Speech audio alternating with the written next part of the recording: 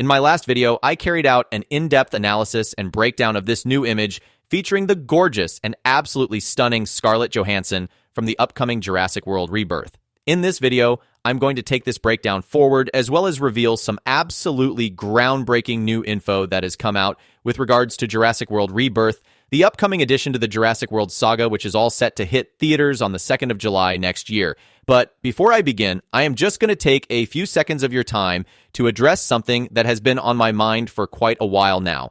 It has been observed that only about a 1% of my viewers happen to subscribe to my channel. Let me tell you that your one like and subscription is the only thing that motivates me to keep bringing you these awesome videos on your favorite movies and TV shows on a consistent basis. So I request you spend just 1 second of your time to hit the like button and subscribe to my channel. Okay, with that, let us get back to the topic once again. So yesterday, Mr. Gareth Edwards, the director of Jurassic World, spoke with Empire magazine about Scarlett's role in the upcoming 7th theatrical installment in the Jurassic franchise, and these were his exact words as you can see on your screen. It says, "She's looking for meaning in her life after leaving the military, and this opportunity comes along where basically she'd never have to work again. But through that journey, she starts to question the ethical rights and wrongs of what they're doing, and from this image, she actually looks quite tough and completely fits the description of someone who had been in the military for quite a while. To be quite honest, just by looking at this photo, you can tell that this is literally a Gareth Edwards movie.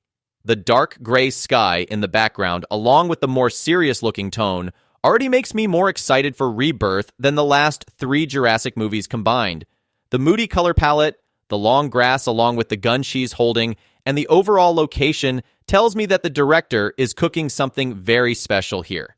I do not know about you guys, but being a massive fan of the Monsterverse, this image looks interestingly reminiscent of Kong Skull Island with Scarlett Johansson, kind of reminding me of Brie Larson's character in the movie. Speaking of the Monsterverse, Jurassic World Rebirth is being directed by Gareth Edwards, the director of Godzilla 2014, as well as Star Wars Rogue One, and most recently The Creator, which are easily 3 of my favorite science fiction movies. Speaking from a purely personal standpoint, I think Edwards is as perfect a choice as you can get. He approached Godzilla with the sort of sci-fi suspense, immense scale, and grounded spectacle from Spielberg's golden days.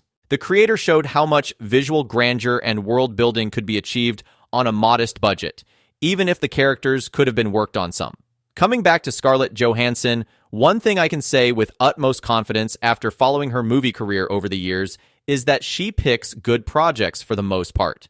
What is really great to see is that she is still a self-professed hardcore fan of the Jurassic World franchise who has actually expressed being one throughout her career long before this casting. So I can definitely tell that the excitement you see from her in any of her interviews where she gets asked about her role in the next Jurassic World movie is definitely natural and legit. It is believed that her role in the movie would be similar to actress Bryce Dallas Howard's role in the Jurassic World trilogy. As a matter of fact, this will be Scarlett's return to big Hollywood franchises after her role as Black Widow within the Marvel Cinematic Universe ended 3 years ago. This was all about the cast and the people working behind the scenes on this project, but we all know that the main bread and butter of this franchise are these majestic, larger-than-life prehistoric creatures. It is no secret that the Jurassic Park franchise helped popularize paleontology like few movies ever could, and gave these giant, larger-than-life prehistoric dinosaurs a very, very popular place in pop culture. I informed last month that, to make sure they get the dinosaur action sequences right for the movie, Universal Pictures have decided to hire paleontologist and evolutionary biologist Steve Brusatte to be the dinosaur expert consultant on the film. So, you can definitely expect a lot of cool and epic dinosaur scenes in the movie. At this point, let me draw your attention to the plot synopsis of the movie, which was released by Universal Pictures about a month ago. I want you guys to focus on this particular line over here, where it talks about a team who intends to secure DNA samples from the 3 most colossal creatures across land, sea, and air. I'm going to be honest with you. The very first thing that came to my mind after looking at this, especially after reading about collecting DNA samples, is hybrid dinosaurs. This immediately took my mind back to a report by this source called the V-Scooper that was released way back in March that said that Jurassic World Rebirth will follow a rescue team led by a John Wick-inspired character in a plot that features, quote, unquote, a hybrid human dinosaur serum. And this also makes sense because dinosaur-human hybrids was something that was being discussed as a possible storyline for Jurassic Park 4, the canceled fourth installment to the original Jurassic Park series. In fact, we even have some unused concept arts and models showcasing these hybrids, and they look absolutely hideous and terrifying to say the least. So, I believe that there is a definite possibility that Jurassic World Rebirth might use some of the ideas from the canceled sequel. Speaking from a purely personal standpoint, I believe that the idea of a human-dinosaur hybrid is definitely quite a unique and interesting one, but it would have taken the franchise into a totally different and wacky direction back in the day.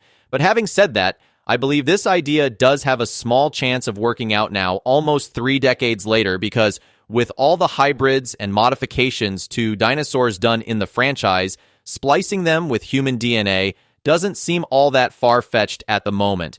We've already got a couple of military-modified ones as well. It would have been a huge and outrageous jump from Jurassic Park 3, but as I said, there's a chance it could work out now. The synopsis also talks about a sinister discovery that was locked away from the world for decades. I mean, what if this sinister discovery are actually these human-dinosaur hybrids that always existed but were really never shown or exposed to the world? There is definitely another angle to this whole thing as well. There is a very, very strong possibility that the sinister, shocking discovery referenced over here is none other than the Spinosaurus from Jurassic Park 3. Think about it. The Spino was basically shown to reside on Isla Sorna, which is basically hidden from the world. And if you have watched Jurassic Park 3, then you should know that the Spino is definitely sinister and shocking. Another creature that fits the description of the synopsis and kind of makes sense considering everything is the Ultimasaurus.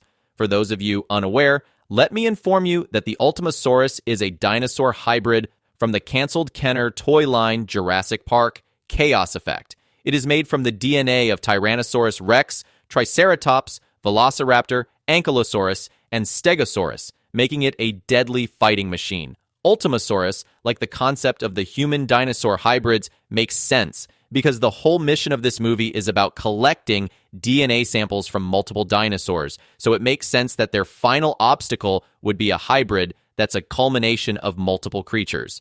Another notable thing with regards to this whole matter is the fact that Gareth Edwards, the director, is a fan of whatever work he gets involved in and does a lot of lore research. During the making of Godzilla 2014, he explicitly revealed that he loved Godzilla because of how scary and versatile it can be.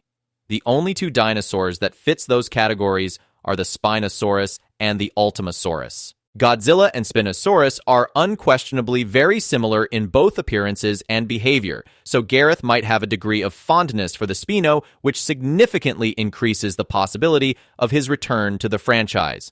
Though all of this is just a rumor, I strongly believe that at least one of these 2 heavyweights will definitely have a major role to play in the movie. However, what we do not need is a rematch of the Spinosaurs with the T-Rex that was done in the Netflix show Camp Cretaceous. I just want the Spinosaurs to be a side character like a Velociraptor just messing around with the humans and destroy stuff, because I see no point in putting the Spinosaurs in the movie just to be killed off once again by our very own Rexy over here. So, that is all the updates I had to share in this video. If you enjoyed watching the video, please do not forget to hit the like button and subscribe to my channel. Thanks for watching. Have a great day.